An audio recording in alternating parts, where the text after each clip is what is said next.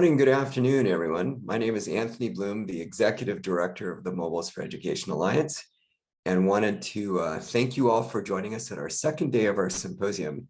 I feel like after that opening, we should do a little dance number, but maybe it's a little bit too early in the morning. So we could do that later, perhaps as a last-minute unconference session if somebody would like to organize a dance party. Be happy to include that. So again, I'm the Executive Director of the mEducation Alliance and pleased to welcome you all. Maybe next slide, please. This theme, for those of us that are joining us just for the first time on the second day, is focused. Our annual theme changes every year. This year's theme is Foundational Numeracy and Literacy. Probably is no surprise for all of you that are working in the field how important this is, particularly in light of the activities and actions in response to COVID-19 over the last year. So obviously we feel that this is important to have a themed event exclusively on this activity. And then there's a range of activities that the mEducation Alliance and obviously the organizations that are presenting that are ongoing on this important space, including the appropriate uses of technology. Next slide, please. So our theme for this overall event that we picked up from yesterday as well is we think that all the organizations that are working in this foundational literacy and numeracy space are superheroes and particularly rising to the challenge of this last year and ongoing. Wherever you fit in this ecosystem, we really want to congratulate you for your efforts and just let you know how much we appreciate all that you've been doing to help support foundational literacy and numeracy. Next slide, please. We also want to thank again our sponsors for this year's symposium. I want to call out, for example, the EdTech Hub, with whom we've had a deep dive collaboration over a number of years and have been a major supporter of the mEducation Alliance. And the other organizations, RTI, Hempel Foundation, Neil Butcher and Associates, Anuma, Profutura, Comonics, and Rock, Paper, Scissors. So thank you for your support. And if you haven't had an opportunity to hear from these organizations, we featured some of them in our Innovator Showcase. And then the EdTech Hub has been featuring a series of research roundtables, including one that will be just after this opening. So we hope that you'll get a chance to hear from some of these terrific organizations. Next slide, please. There's a variety of formats. Again, if this is your first time participating in the symposium or first day for this year's event, obviously we have the key notable presentations. We'll be hearing from Alex and Momar in just a moment. Panel discussions. I also wanted to call attention specifically to the gallery walk formats that we are big fans of, and over many years, a number of our participants and presenters who have attended the symposium have said how much they appreciate the format of a gallery walk, which is basically an opportunity to have a more intimate conversation with the presenter, and it's rotating from the participants basically rotate from session to session. So as a participant, you'll have to pick which gallery walks you attend. It's a fairly quick turnaround. Every 15 to 20 minutes, you'll pick a new gallery station to go to. But we find that it's typically a more meaningful exchange between the presenter and participants. So we hope you'll take advantage of the gallery walk format. We're also trying for the first time unconference sessions as part of the annual symposium. And these are topics that we've solicited from presenters and general attendees over the last few weeks. I believe we have 4 of them that we'll be doing today. And the unconference is really more of a dialogue. It's sort of an idea, a topic that the facilitator would like to solicit feedback from participants. So it's less a presentation and more just a facilitated exchange with those that are interested in the similar topics. Next slide, please. With a measure of humility and patience, we just want to say to everyone that this is on a web conference platform, and we hope that you have patience if occasionally technical issues may arise. I know in the last year, we've just had lots of experiences with the ups and downs of using web conference platforms. So again, I appreciate your indulgence and your patience. Should we have any technical difficulties, please feel free to use chat. What really makes this event meaningful is when we have engagement with the participants. So if your facilitators are asking for questions and comments, please provide those. Your presenters would appreciate it, and it's a much better way for us to have a dialogue than just to have presentations. For those of you who aren't aware, we have a whole dedicated page on the mEducation Line website for our foundational literacy and numeracy videos. We were thrilled to get approximately 50 videos from presenters. Those are around 7 to 9 minutes in length, and a great opportunity for you to learn more about those organizations that are presenting over the course of the symposium. So we hope you'll take advantage of that as well. We're going to ask our facilitators to try to conclude their sessions a few minutes early, knowing that we'll start the next sessions probably a few minutes later to have people be able to jump from one room to another.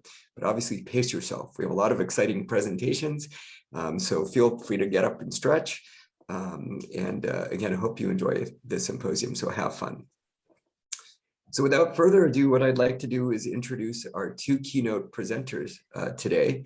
And we're thrilled to have Alex Palacios, the former Director for Private Sector and Foundations Engagement, Global Partnerships for Education, and Momar Dieng, the Chief Strategy and Partnership Officer for the African Institute of Mathematical Science. It's really appropriate that we both have Alex giving his observations from the variety of organizations that he supported in the past, just in general for the foundational and literacy and numeracy space. And Momar, because one of the themes of our event is obviously foundational numeracy from your vantage point with the African Institute of Mathematical Sciences. Alex, I'm going to give a little bit of your bio, if you don't mind, and then turn it over to you. Sure.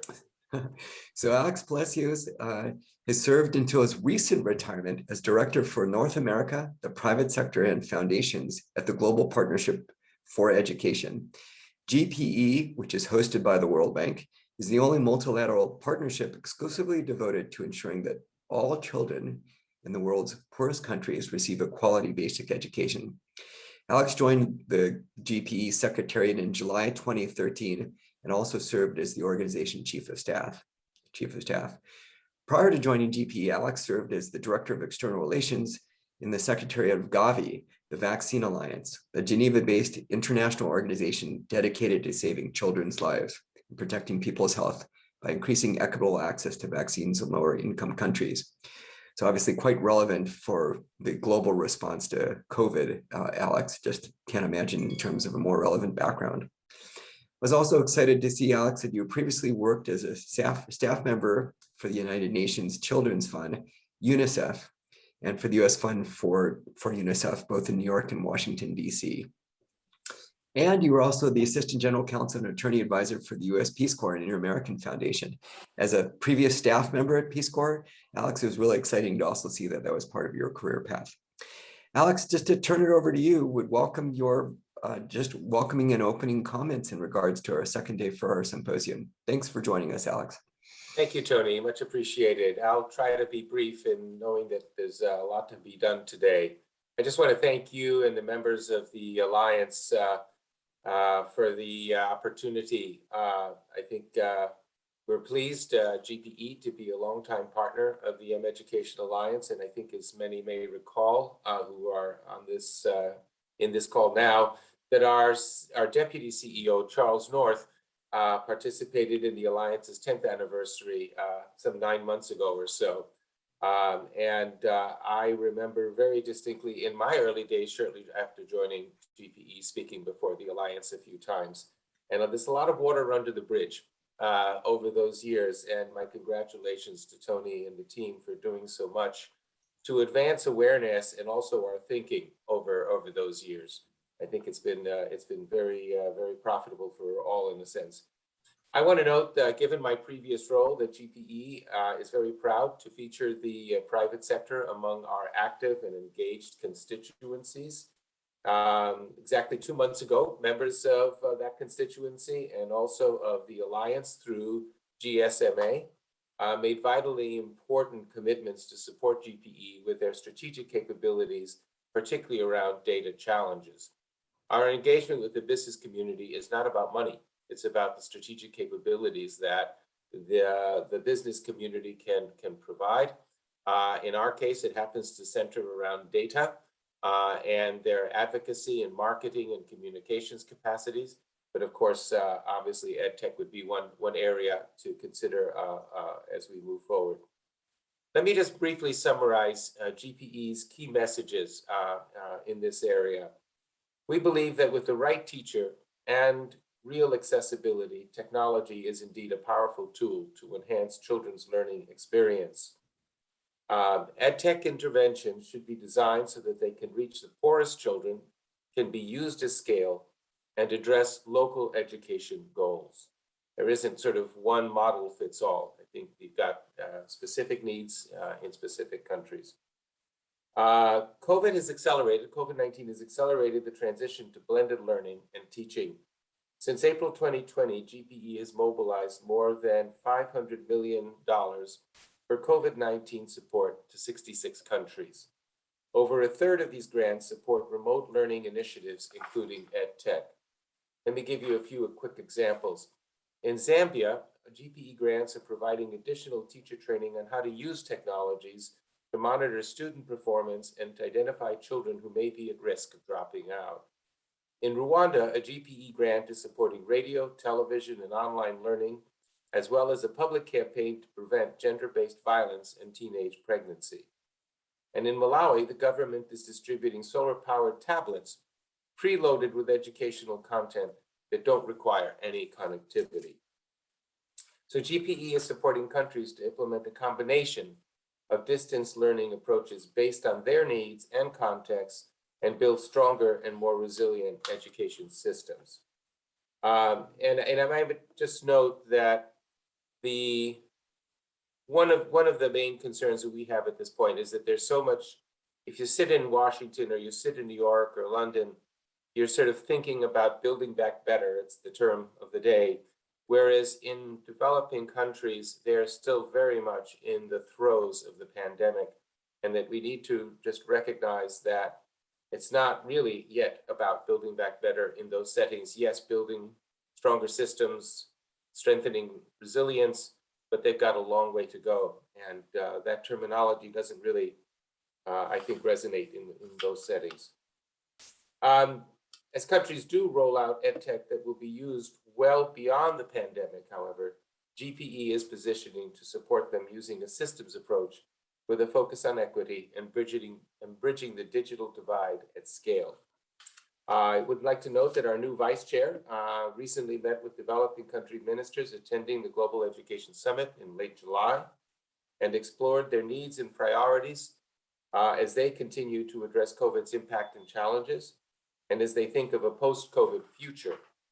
What emerged was a strong interest in advancing digital connectivity and in technology.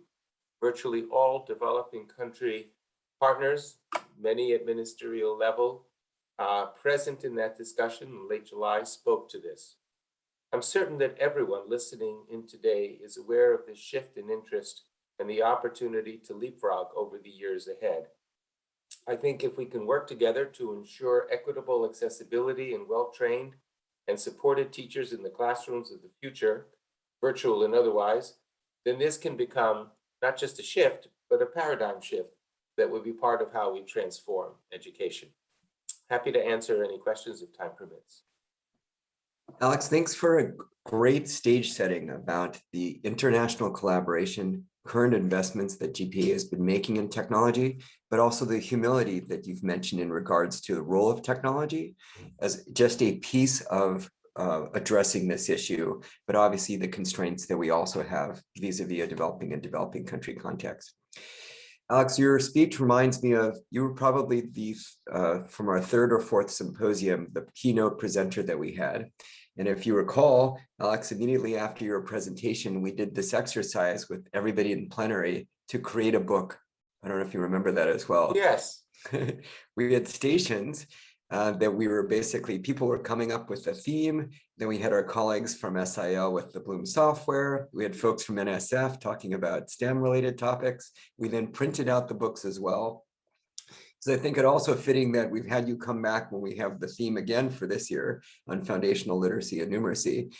And the focus of that activity was basically to highlight the community engagement in developing new content or translating content, that sort of at the ecosystem level that all partners have a role to play. You know, it's parents, it's siblings, it's community organizations, it's schools.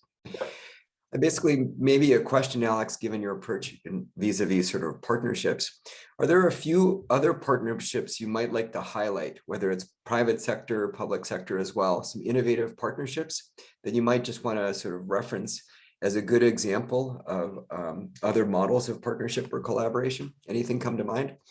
Well, there are two things I would just highlight very quickly. One is around girls' education, of course, one of our top priorities. We have worked with a number of business partners to develop what we call the Girls' Education Awareness Program. It's essentially a kind of cause-related marketing effort, but the idea isn't to raise money. The idea is to raise awareness and to address the harmful and sometimes traditional social norms that keep girls out of school. So borrowing a lesson from global health, where such efforts were put together to address the AIDS crisis and the lack of information regarding AIDS and how AIDS is transmitted. The beer companies and others got involved and literally put labels on their bottles and so forth. I don't think we'll be doing that in this particular case, but it's about using the advocacy and communications and marketing power of the business community to reach into settings, communities where this is a particularly challenging issue. It's rarely the issue in capital cities, but out in the more rural areas. So that's why. The second is the Education Data Leadership Program, which taps into the data capacities of the business community to help strengthen the data systems, EMIS systems, national capacities, essentially a boot camp of sorts to beef up the capacities at national and local level. Terrific examples. And on your point about girls' education, that's been featured throughout. And in fact, the session just after this, Alex, is the second research roundtable organized by the EdTech Hub, specifically on research about girls' education and technology. And then a little shout out for one of the Unconferences. Oh yeah, it's mine. It's called Making Space for Girls. How do we use STEM and other focused campaigns to support girls' education, and using space as the hook. So Alex, thanks for referencing those. Well, Alex, thank you again for joining us at the symposium. Really appreciate your welcoming comments. And then I'm going to introduce Momar at the time. So thank you, Alex. Momar, how are you this morning? Thank you very much, Tony. Okay. Glad to be here. Well, it's terrific that you could join us from Rwanda. Momar, if you don't mind, I'm going to embarrass you by giving a little of your bio as well. And then as short as possible, please. And then turn it over. So Momar Dieng is the Chief Strategy and Partnership Officer at the African Institute for Mathematical Sciences. Momar holds a PhD in mathematics from the University of California at Davis. As a fellow UC alum, Momar, it's terrific to see that. Go Aggies. Bruins, go Bruins. And studied development economics and public administration at Harvard's Kennedy School of Government, as well as international education policy at Harvard's Graduate School of Education. From 2013 to 2018, Momar served as senior technical and policy advisor to the minister in Senegal's Ministry of Education, where he oversaw the implementations of the nation's education reform agenda and spearheaded ambitious digital transformation initiatives. Prior to returning home to Senegal, Momar was a senior policy advisor for UNDP in Liberia. Momar, again, thrilled and excited. I think I told you when I first met you a few weeks ago that I'd been wanting to get in touch with exactly you at Ames, and that you've kindly agreed to provide opening remarks in terms of the context of the theme of this year's event. So I'd like to turn it over to you to provide some of your welcoming comments. Thanks, Momar. Thank you, Tony. Thank you for this great opportunity to share our work at Ames with everyone who's present today.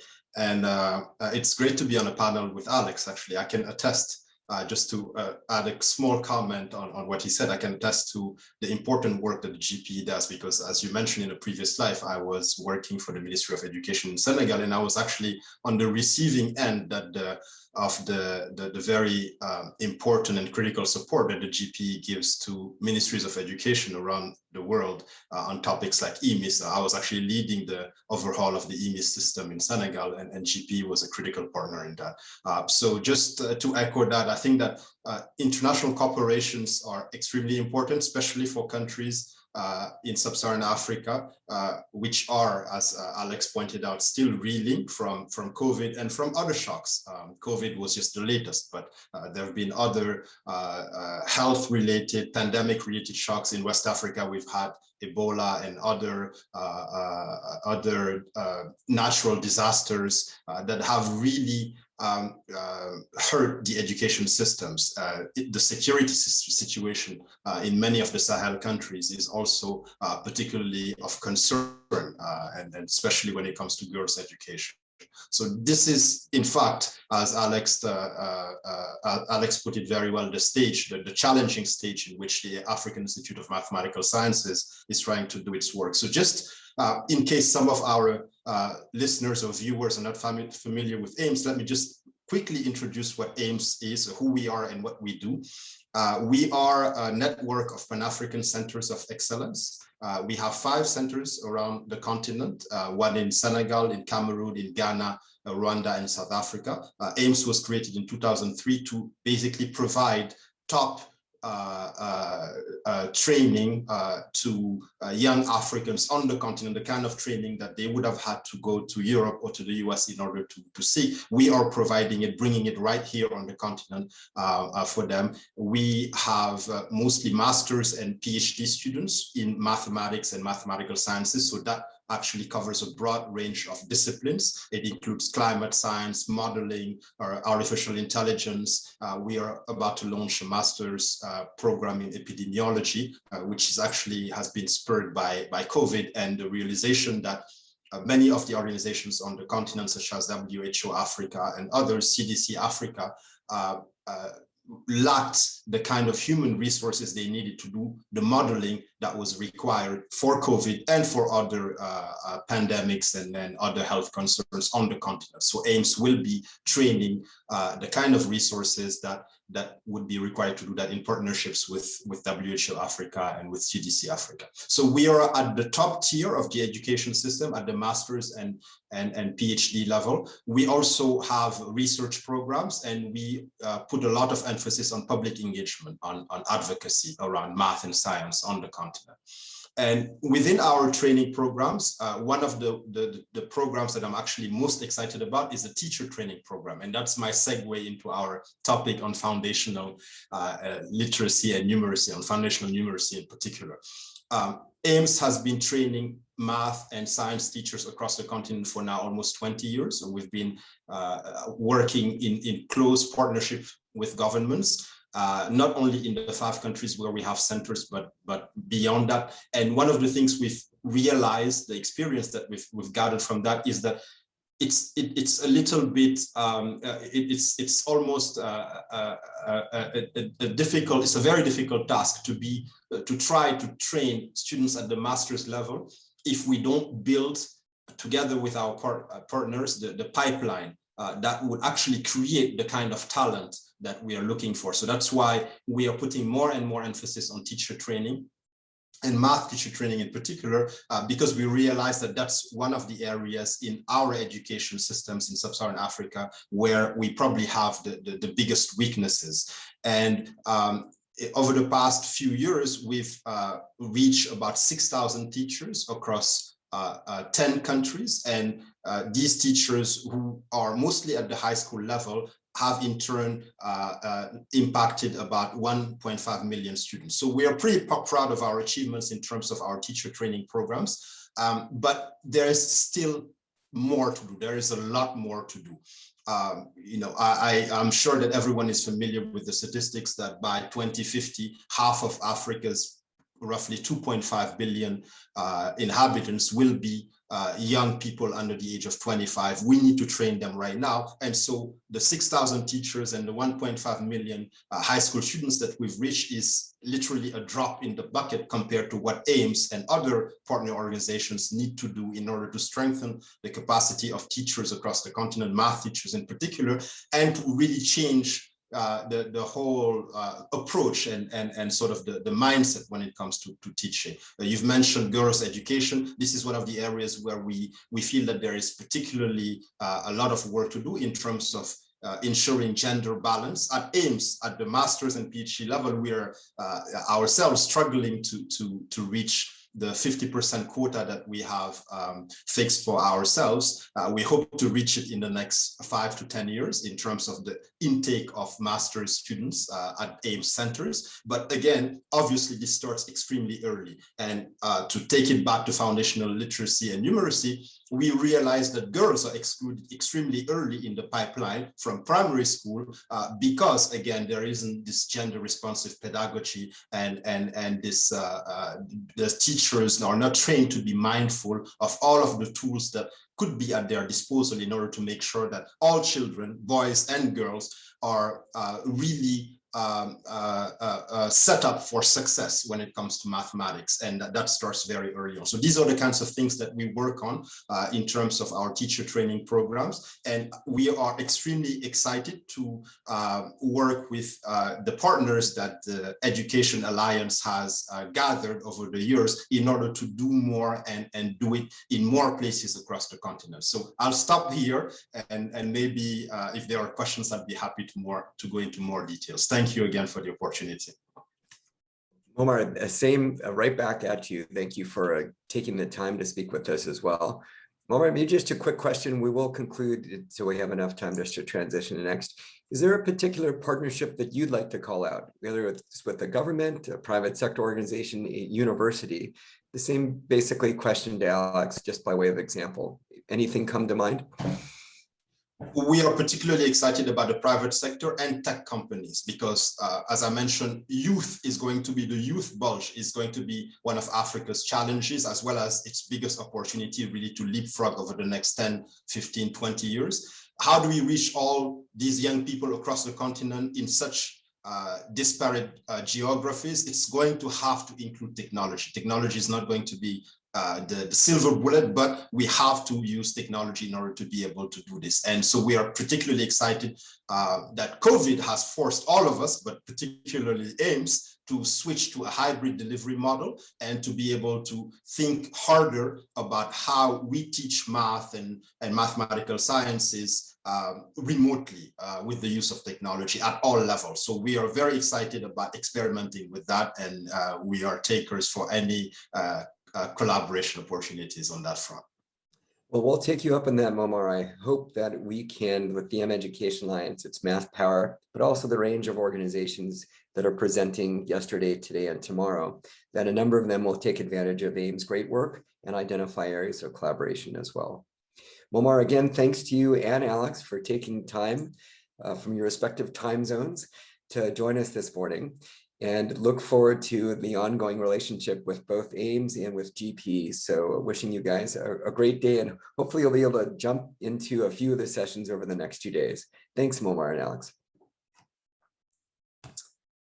So wrapping this opening session, giving folks a minute just to get ready, and then immediately we're going to be launching into the next research roundtable, hosted by our good friends, the EdTech Hub. So I'll see you in just a moment. Bye-bye.